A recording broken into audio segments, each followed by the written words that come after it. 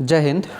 कैसे हो आप सभी दोस्तों। हमारा जो सीरीज चल रहा है एनसीईआरटी साइंस का, जिसके अंतर्गत हम लोग 6 से 10वीं तक 12वीं तक के पूरे साइंस क्लास और उसके अलावा जैसे ही साइंस ख़त्म होता है तो अन्य सब्जेक्ट को भी करने वाले हैं। तो फिलहाल जो भी हमारा चल रहा है साइंस सीरीज, जिसके अंतर्गत हम क्लास 6 कौन सा कर रहे हैं, क्लास 6 कर रहे हैं। और क्लास 6 के अंतर्गत जो नई वाली किताब है 2023-24 का, उसके अंतर्गत क्लास 6 हमारा समाप्त हो चुका है। लेकिन 2020-21 के जो ओल्ड एनसीईआरटी है उसके अंतर्गत 2-3 चैप्टर एक्स्ट्रा था, तो मैं क्या करा रहा हूँ कि 2-3 चैप्टर जो एक्स्ट्रा था उसको कवर कर रहा हूँ। तो आप इस चैप्टर को देखेंगे और पूरी जो है ये ज़्यादा नहीं 10 से 20 मिनट की छोटी सी एक कहानी है, जिसमें आपको समझ में आएगा कि वस्त्र कैसे बनता है और तंतु से वस्त्र कैसे बनता है। और आज ही जो है हम आप लोग का क्लास 7 भी जल्द शुरू कर रहे हैं। ठीक है, आज एक वीडियो जो है आपको क्लास 7 का भी मिलेगा, तो वह भी आप वहाँ से शुरुआत कर लेंगे तो क्या होगा कि आपका एक रिदम कंटिन्यू हो जाएगा। सबसे पहले दोस्तों आप सभी को मकर संक्रांति की शुभकामनाएं। आज है मकर संक्रांति, आप गुड़ तेल सभी खाइए और मुंह मिठास कीजिए, अपने आसपास में के लोगों से मीठा मीठा बर्ताव रखें और अपनी ज़िंदगी में भी मिठास लाने के लिए इसी तरह से कंटिन्यू पढ़ाई करते रहिए। सफलता का एक ही राज है, निरंतर प्रयास सफलता का राज तो वही अपनाता है। तो देखते हैं हम चैप्टर 3 के अंतर्गत तंतु से वस्त्र तक सारे तैयार रहेंगे और पेन कॉपी ले करके बैठेंगे। तो कहानी समझते हैं कि तंतु से वस्त्र तक की कहानी में इस कैरेक्टर के अंतर्गत पहेली और बूझो है, जो अपने स्कूल में विज्ञान की प्रतियोगिता होता है। विज्ञान की प्रतियोगिता में वो सभी जो है प्रथम पुरस्कार जीतता है। प्रथम पुरस्कार जीतने के बाद उसे जो कुछ पैसा मिलता है, ये कहानी को मैं थोड़ा सा ब्रीफिंग कर दे रहा हूँ ताकि आगे की ओर आपको जो है आसानी से हो जाए। हाँ, तो ये प्रतियोगिता जीतता है पहेली और बूझो, वो अपनी सारी पैसा ला करके माता पिता को देता है। उसके माता पिता मार्केट ले जाते हैं। मार्केट ले जाने के बाद उसको कपड़ा खरीदने के लिए बोलते हैं। कपड़ा खरीदने के लिए बोलते हैं तो जिस दुकान में वो पहेली और बूझो जाता है और जाती है, वहाँ पर देखता है कि कुछ कपड़ा जो है प्राकृतिक रेशों से बनाया हुआ है, तो कुछ कपड़ा जो है कृत्रिम से बनाया हुआ। इसी तरह से पहेली पूरी दुकान को घूमता है, अलग अलग मार्केट में घूमता है, तो उसे अलग अलग तरीक़ा के कपड़े दिखाई देते हैं। कुछ बेडशीट होता है, तो कुछ ऊनी होता है, कुछ सूती होता है, कंबल होते हैं, पर्दा होता है, ये सभी होता है। तो इन सभी विविधता को पहचानने के लिए अब समझते हैं कि उन्होंने क्या किया। तो देखते हैं 3.1 में कि वस्त्रों में विभिन्नता। तो वस्त्रों में विभिन्नता में भी यहाँ पर जो कहानी दी गई है ये सिर्फ इतना है कि आप जब भी अपने दर्जी के पास जाओगे, किसी दुकान में जाओगे, तो तरह तरह के कपड़े देखते होगे। कोई मुलायम होता है, कोई थोड़ी कड़वा मतलब मोटा होता है, कोई थोड़ा और भी मोटा होता है। इस तरह के कपड़े को देखते होंगे। क्रियाकलाप 2 भी इसी तरह का है, लेकिन हम पहुंचते हैं तंतु की ओर। ठीक है, तंतु ऊपर की जो यहाँ तक जो कहानी है इसमें कुछ है नहीं, ऐसा नहीं सोचिएगा कि ऊपर में कुछ तो बताया ही नहीं। वो ऊपर में जो भी है सब क्रियाकलाप है, तो क्रियाकलाप आपके लिए है नहीं। ठीक ना। अब हम तंतु के बारे में जानेंगे। तो कह रहा है कि किसी सूती कपड़े के टुकड़े से कोई तागा मतलब धागा बाहर निकालिए। इस तागे के टुकड़े को मेज पर रखिए। इस तागे के टुकड़े के एक सिरे को अपने अंगूठे से दबाइए। तागे के दूसरे सिरों को उसकी लंबाई के अनुदिश चित्र 3.4 में दर्शाए अनुसार उसके नाखून से खरोचिए। कि आप इस सिरे पर यह देखते हैं कि पतली लड़ियों में विखंडित हो गया है। मतलब एक धागा लेना है, उसको एक तरफ दबाना है, एक तरफ नाखून से खरोचना है। तो कह रहा है अगर विखंडित हो गया है तो कह रहा है कि सुई में तागे को पिरोने का प्रयास करते समय भी आपने ऐसा ही परीक्षण किया होगा। कई बार तागे का यह सिरा बहुत पतली लड़ियों से में पृथक हो जाता है। ऐसा होने पर तागे को सुई के नोक में गुजारना कठिन हो जाता है। तागे की ये दिखाई देने वाली पतली लड़ियाँ भी और अधिक पतली लड़ियों से मिलकर बनी होती है, जिन्हें तंतु कहते हैं। बात समझ गए कि किसी भी वस्त्र में या किसी भी तागे में पतली पतली जो महीन महीन जो रेशाएं होती है, उस रेशाओं को हम क्या कहते हैं? तंतु कहते हैं। वस्त्र तागा या धागों से मिलकर बनते हैं। तथा तागे भी आगे तंतुओं से मिलकर बने होते हैं। ये तंतु कहाँ से आते हैं इसके बारे में जानना है। तो कह रहे हैं कि कुछ वस्त्रों जैसे सूती, जूट, रेशमी तथा ऊनी के तंतु पादपों तथा जंतुओं से प्राप्त होते हैं। इन्हें हम प्राकृतिक तंतु कहते हैं। ये याद रखना है कि कुछ वस्त्र जैसे सूती, जूट, रेशमी तथा ऊनी किससे प्राप्त होता है, तो तंतु पादप और जंतुओं से प्राप्त होते हैं। इसे हम प्राकृतिक तंतु कहते हैं। रुई तथा जूट पटसन पादपों से प्राप्त होने वाले तंतुओं के उदाहरण है, इसको याद रखना है। ऊन तथा रेशम जंतुओं से प्राप्त होते हैं। ऊन भेड़ तथा बकरे की कर्तित ऊन से प्राप्त होता है। इसे खरगोश, याक तथा ऊँट के बालों से भी प्राप्त किया जा सकता है। रेशमी तंतु रेशम कीट कोकून से खींचा जाता है। यानी कि इस लाइन की पूरी जो इस पॉइंट में जो है वो सब याद रखना है। क्या क्या याद रखेंगे, एक प्राकृतिक रेशा जो तंतु पादप और जंतु से प्राप्त होता है। रुई और जूट जो होता है पादपों से प्राप्त होता है। ऊन और रेशम जो है जंतु से प्राप्त होता है। ऊन भेड़ और बकरी के कर्तित ऊन से प्राप्त होता है। खरगोश, याक, ऊँट के बाल से भी प्राप्त किया जाता है। रेशमी तंतु रेशम कीट कोकून से खींचा जाता है, ये भी याद रखना है। कहता है कि हजारों वर्ष तक वस्त्र निर्माण के लिए केवल प्राकृतिक तंतुओं का ही उपयोग होता था। पिछले लगभग 100 वर्षों से ऐसे रासायनिक पदार्थों जिनका स्रोत पादप अथवा जंतु नहीं है से तंतुओं का निर्माण किया जाता है। इन्हें हम संश्लेषित तंतु कहते हैं। पॉलिएस्टर, नायलॉन, एक्रिलिक संश्लेषित तंतुओं के उदाहरण हैं। संश्लेषित तंतु में कौन कौन आ गए, पॉलिएस्टर, नायलॉन और एक्रिलिक, ये सभी जो है संश्लेषित तंतु के उदाहरण हैं। अब आते हैं कुछ पादप तंतु। यहाँ से याद रखना है क्यों और कैसे। जो कहता है कि क्या आपने कभी तेल के लैंपों में बत्तियां बनाई है, जो तेल में लैंप जो बत्ती होता है वो, या ढेबरी में, इसमें जो होता है रुई होता है। ये रुई का उपयोग गद्दा, रजाई ये सभी में भी करते हैं। ठीक है, तो ये अभी आपको जानने की ज़रूरत नहीं है, यहाँ भी नहीं जानने की ज़रूरत है। हम आगे चलते हैं। कह रहा है कि रुई कहाँ से आती है, इसे खेतों में उगाया जाता है। रुई कहाँ से आता है, तो खेतों में उगाया जाता है। साधारणतः कपास के पौधे वहाँ उगाए जाते हैं जहाँ की मिट्टी काली एवं जलवायु उष्ण हो। ये याद रखना है कि कपास के पौधे कहाँ उगाई जाती है, तो काली मिट्टी और जलवायु उष्ण यानी कि हल्का गर्म क्षेत्र वाला हो वहाँ पर। बात समझ गया। और काली मिट्टी से तो हमेशा प्रश्न पूछा जाता है कि कपास जो है सबसे ज़्यादा किस मिट्टी में उगाया जाता है। दूसरी पूछा जाता है, बीपीएससी में भी एक बार पूछा गया था कि कपास जो है निम्न में से किन क्षेत्रों में अधिक पाया जाता है, जैसे गुजरात, महाराष्ट्र, राजस्थान, मध्य प्रदेश, ऐसा ऑप्शन दिया था, है ना। तो गुजरात और महाराष्ट्र जो है ये दोनों जगह पे काली मिट्टी होता है और ये दोनों जगह पे कपास पाया जाता है।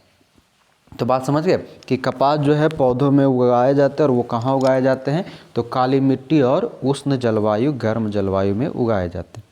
कहते हैं क्या आपने ऐसे कुछ राज्यों के नाम बता सकते हैं जहाँ हमारे देश में कपास की कृषि की जाती है। कपास पादप के फल कपास गोलक लगभग नींबू की माप के होते हैं।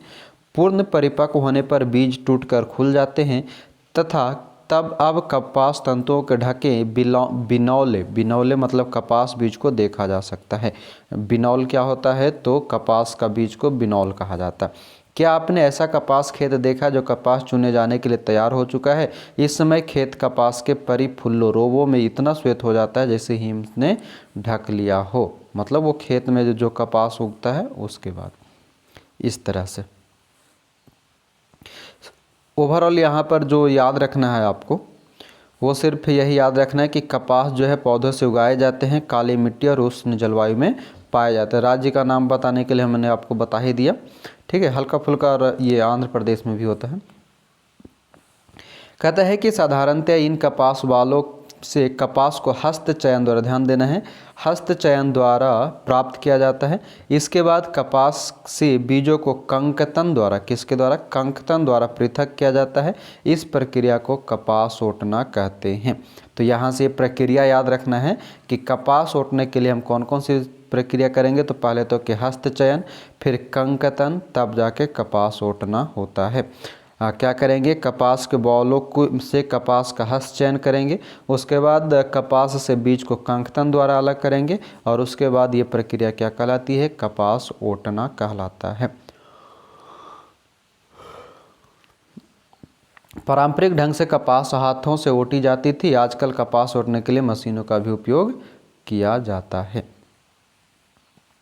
अब आते हैं जूट या पटसन। तो क्या कह रहा है कि भी पटसन तंतु को पटसन पादप के तने से प्राप्त किया जाता है। क्या याद रखना है, पटसन तंतु को पटसन पादप के तने से प्राप्त किया जाता है। भारत में इसकी खेती वर्षा ऋतु में की जाती है। भारत में पटसन को प्रमुख रूप से पश्चिम बंगाल, बिहार तथा असम में उगाया जाता है। सामान्यतः पटसन पादप फसल को पुष्पन अवस्था में काटते हैं। फसल कटाई के बाद पादपों के तनों को कुछ दिनों को तक जल में डुबाकर रखते हैं। ऐसा करने पर तने गल जाते हैं और उन्हें पटसन तंतुओं से हाथों द्वारा पृथक कर लिया जाता है। अब ध्यान रखना है कि ये कहाँ कहाँ पर, तो पटसन जो है ये पादप से प्राप्त होता है। पटसन कब होती है, तो इसकी खेती वर्षा ऋतु में होती है। पटसन प्रमुख रूप से कहाँ कहाँ होता है, तो पश्चिम बंगाल, बिहार और असम में, ये जगह याद रखना है। और पटसन जो है इसके किस अवस्था को हम काटते हैं, तो पुष्पन अवस्था। ये बहुत ही इंपॉर्टेंट है कि पटसन को किस अवस्था में ही काट लिया जाता है, तो पुष्पन अवस्था, यानी कि जब फूल निकलता है उसी अवस्था में। उसके बाद क्या करते हैं, उसको कुछ दिन तक जल में डुबा कर रखते हैं, उसके बाद हाथों से उसको हम खींच लेते हैं। ऐसा हमने भी बहुत बार किया है, ठीक है। हमारे यहाँ भी ये पटसन होता है। तो पटसन को क्या करते थे, बचपन में जाते थे खेत में ना, तो इसी तरह से पापा लोग मिल कर के काटते थे, उसको लाते थे।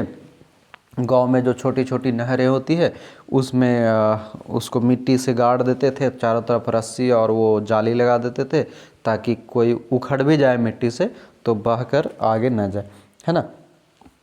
तो वो हो जाता था। उसके बाद 1 सप्ताह 10 दिन के बाद जाते थे हम लोग और दिन भर पानी में पीटते थे, थोड़ा थोड़ा मुट्ठी में भर भर के।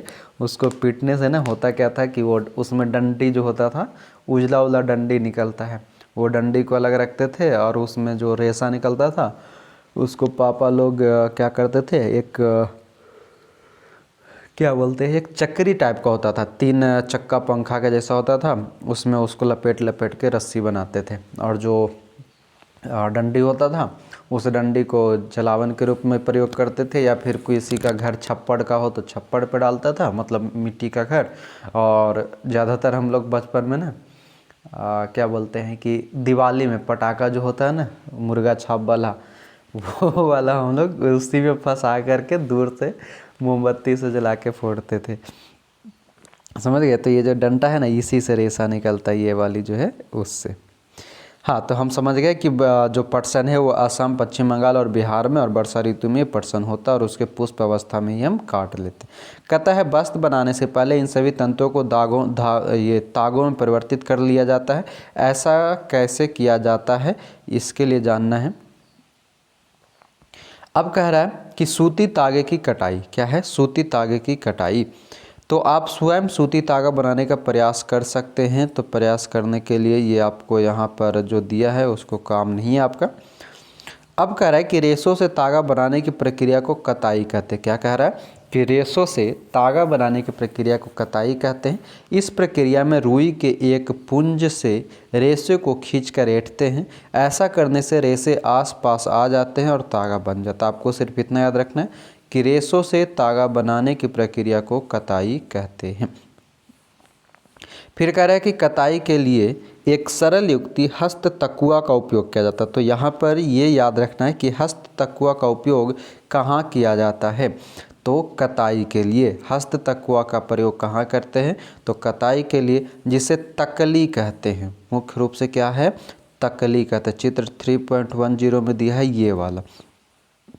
हाँ, ऐसा भी लेके आता है हमारे यहाँ, एक जो है ना गांव वगैरह में आप देखे होंगे, रुआ लेकर के ढेर सारा वो बजाते हुए, टन टन, बहुत लंबा ताड़ होता है उसमें, और रुआ को मत करके ऐसा बनाता है इसी से, ठीक है। तो क्या कह रहा है कि कताई के लिए एक सरल युक्ति हस्त तकुआ का प्रयोग किया जाता है, जिसे तकली कहते हैं। तो ये तकली याद रखना है कि तकली का प्रयोग किस में किया जाता है, तो रेशों की कटाई के लिए।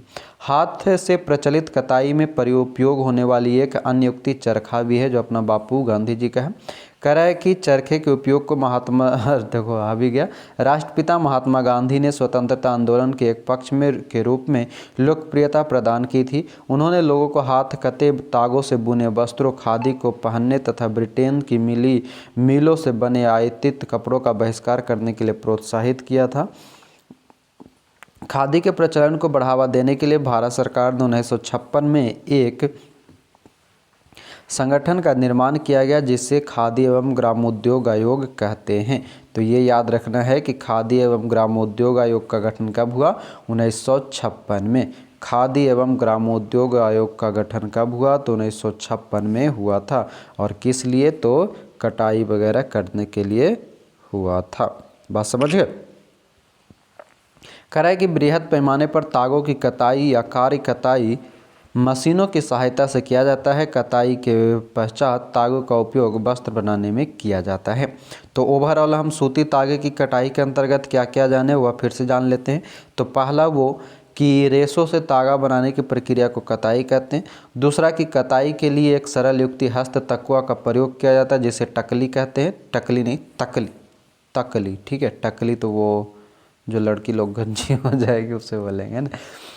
फिर क्या कहते हैं कि हाथ से प्रचलित कताई के प्रयोग में चरखा का भी प्रयोग होता है। अपने बापू ने इसको प्रचलित किया था स्वदेशी वस्त्र के रूप में खादी के लिए, और इसी खादी को बढ़ावा कर देने के लिए 1956 में किसका स्थापना किए थे? तो खादी एवं ग्रामोद्योग आयोग का गठन किए थे। ठीक है। अब है तागे से वस्त्र।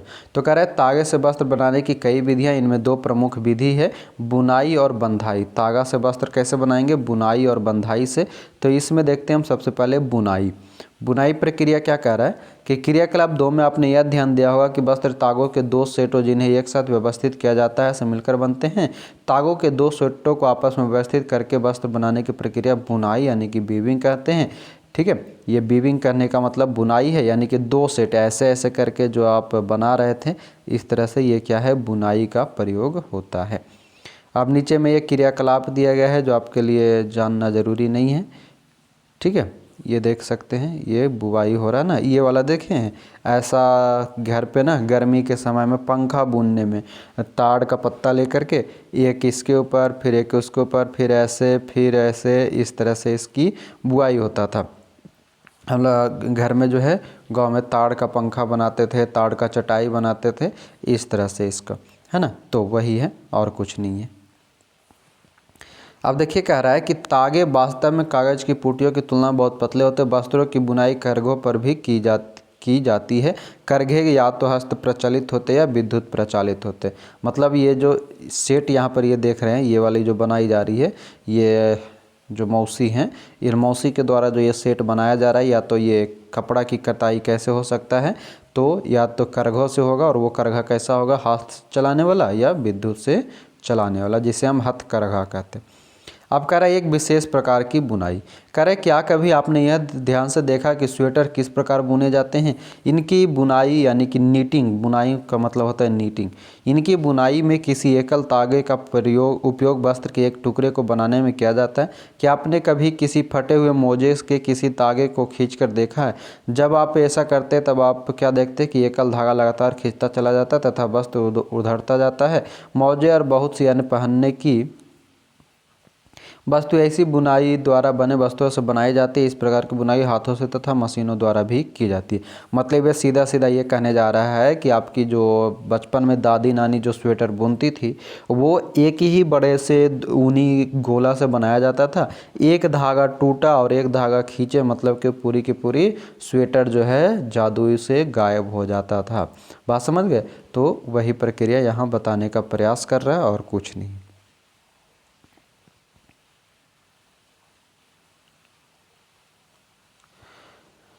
अब है वस्त्र सामग्री का इतिहास। तो वस्त्र सामग्री का इतिहास हम जान ले जरा सा क्या है। तो कह रहा है कि क्या आपने कभी यह जानने का प्रयास किया कि प्राचीन काल में लोग पहनने के लिए किस सामग्री का उपयोग किया करते थे। वस्त्रों के विषय में पूर्व प्रमाणों से ऐसा प्रतीत होता है कि प्रारंभ में लोग वृक्षों की छाल, ध्यान देंगे, वृक्षों की छाल, बल्क, बड़ी बड़ी पत्तियां अथवा जंतुओं की चर्म और समूर, ध्यान देंगे, चर्म और समूर से अपने शरीर को ढकते थे। बड़े बड़े पत्ते, जंतु की चर्म मतलब चमड़ा और समूर से अपने शरीर को ढकते थे। फिर कह रहा है कृषि समुदाय में बसना आरंभ करने के बाद लोगों ने पतली पतली टहनियाँ तथा घास को बुनकर चटाई तथा डलियाँ, टोकरी बनाना सीखा। लताओं, जंतुओं की ऊन अथवा बालों को आपस में ठन देकर लंबी लड़ियाँ बनाई, इनको बुनकर वस्त्र तैयार किए। पूर्व में भारतवासी रुई से बने वस्त्र पहनते थे, ध्यान देना है, यहाँ से इतिहास में याद पूछे जाते हैं। कह रहा है कि पूर्व में भारतवासी रुई से बने वस्त्र पहनते थे जो गंगा नदी के निकटवर्ती क्षेत्रों में उगाई जाती थी। रुई जो है कहाँ से, तो गंगा नदी के आसपास में भारतवासी उगाते थे। फ्लैक्स भी एक पादप है जिसे प्राकृतिक तंतु प्राप्त होता है। तो याद रखना फ्लैक्स क्या है, तो ये एक पौधा है जिससे प्राकृतिक तंतु प्राप्त होता है, ये बिल्कुल याद रखेंगे। फ्लैक्स क्या है, तो एक पादप है जिससे प्राकृतिक तंतु प्रयोग होता है। प्राचीन मिस्र में वस्त्रों को बनाने के लिए रुई तथा फ्लैक्स की कृषि नील नदी के निकटवर्ती क्षेत्रों में की जाती थी। तो ध्यान रखना है कि भारत के अंतर्गत कौन से नदी, तो भारत के अंतर्गत रुई पाया जाता है। रुई किस नदी के किनारे, तो गंगा नदी के किनारे। जबकि मिस्र की अगर बात करें तो मिस्र में जो है ये रुई और फ्लैक्स के जो है ये कहाँ पर बनेगा, तो नील नदी में बनेगा। बात समझ गए। कह रहा है कि उन दिनों में लोगों को सिलाई करना नहीं आता था। उस समय लोग अपने शरीर के विभिन्न भागों को वस्त्रों से आच्छादित कर लेते थे, मतलब ढाक लेते थे। वे शरीर को आच्छादित करने के लिए विभिन्न ढंगों का उपयोग करते थे। सिलाई की सुई के आविष्कार के साथ लोगों ने वस्त्रों की सिलाई करके पहनने के कपड़े तैयार किए। इस आविष्कार के बाद सिले कपड़ों में बहुत सी विभिन्नताएं आ गए, परंतु क्या यह आश्चर्यजनक बात नहीं है कि आज भी साड़ियों, धोतियों, लुंगियों तथा पगड़ियों का बिना सिले वस्त्रों के रूप में उपयोग किया जाता है। जिस प्रकार समस्त देश में खाए जाने वाले भोजन के में अत्यधिक विविधता देखने को मिलती है, ठीक उसी प्रकार वस्तुएं एवं पहनने की वस्तुओं में भी अत्यधिक विविधता पाई जाती है। अब ओवरऑल देखिए, ये तो हो गया आपकी कहानी जो उतना इम्पोर्टेंट नहीं था। बस दो इम्पोर्टेंट मिला कि भारत के लोग जो है वो किससे, तो गंगा नदी से के आसपास में रुई से कपड़ा पहनता था। एक फ्लैक्स की चर्चा हुई जो क्या है, प्राकृतिक तंतु है। मिस्र में जो है नील नदी के आसपास में फ्लैक्स और रुई पाया जाता था। अब देखिए यहाँ पर जो है वस्त्र बनाने की पूरी प्रक्रिया दिया है। पहला क्या है, तो पहले हम कपास गोलक को लेंगे। कपास गोलक मतलब कपास का फूल। फिर उसको हम ओटेंगे, ओटने के बाद हम रेशम निकालेंगे। रेशम निकालने के बाद कटाई करेंगे और कटाई करने के बाद हमारा तागा बनेगा और उस तागा से हम बुआई करेंगे और बुआई करने के बाद उसको बांधेंगे और बांधने के बाद फाइनली हमारा वस्त्र तैयार होगा। यानी कि 8वां प्रोसेस जो है वस्त्र बनने के लिए वो हमारा क्या है, वस्त्र है। फिर से पहला हम किसका, कपास गोलक को ओटेंगे। कपास गोलक ओटने के बाद हमें रेशम प्राप्त होगा। रेशम को जब हम कटाई करेंगे तो तागा बनेगा।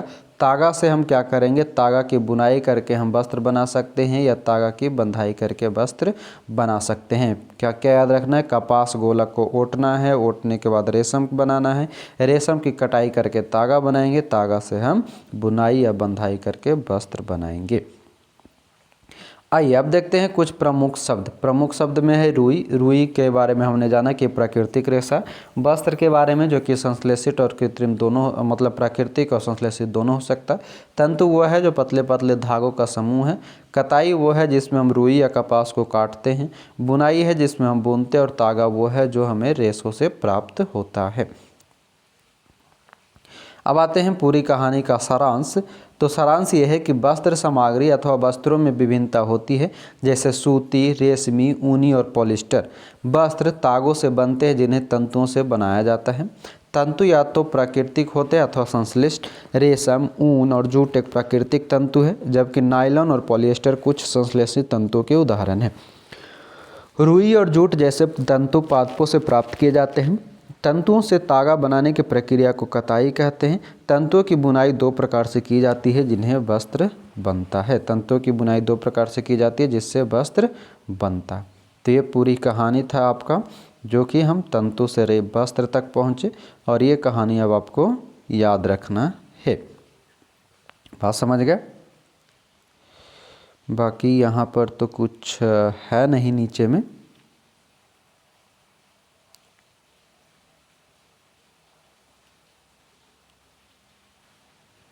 चलिए, तो ये 2020-21 के एनसीईआरटी के अनुसार हमारा ये चैप्टर ख़त्म होता है। और चैप्टर ख़त्म होने के साथ साथ जो है आपका तंतु से वस्त्र तक ख़त्म हुआ। बस एक दो चैप्टर और बचा है जो क्लास 6 का है। इसके साथ साथ जो है आज आपको हम एक क्लास 7 का चैप्टर अपलोड करेंगे, तो अभी आप ज़रूर देखेंगे। ठीक है, तो यूँ ही डेली क्लास करते रहिए। बहुत इंपॉर्टेंट क्लास है, बहुत इंपॉर्टेंट है। एनसीईआरटी किसी को पढ़ने में आता ही नहीं है और कोई पढ़ना चाहता ही नहीं है। बस सब ऊपर के ऊपर छने हुए चीज़ पढ़ते हैं। और जितने भी किताब भी जो बनाए जाते हैं, लोग उस पर लिखते तो ज़रूर हैं कि एनसीईआरटी, लेकिन एनसीईआरटी के नाम पे वो अपनी इतना ज़्यादा उसमें चेप देते हैं कि एनसीईआरटी का मेन पॉइंट बाहर कर दिया जाता है। तो एनसीईआरटी की मेन पॉइंट को आपको बाहर नहीं करना है, तो इस एनसीईआरटी को पूरी तरह से आपको देखना पड़ेगा। बात समझ गए? तो क्या करना है, आज से तैयार हो जाइए क्लास 7 पढ़ने के लिए। भी मिलेंगे अगले वीडियो में। अभी के लिए आपका बहुत बहुत धन्यवाद। वीडियो को ज़्यादा से ज़्यादा लोगों तक शेयर, सब्सक्राइब और लाइक कमेंट करते हुए आज के लिए थैंक यू। जय हिंद।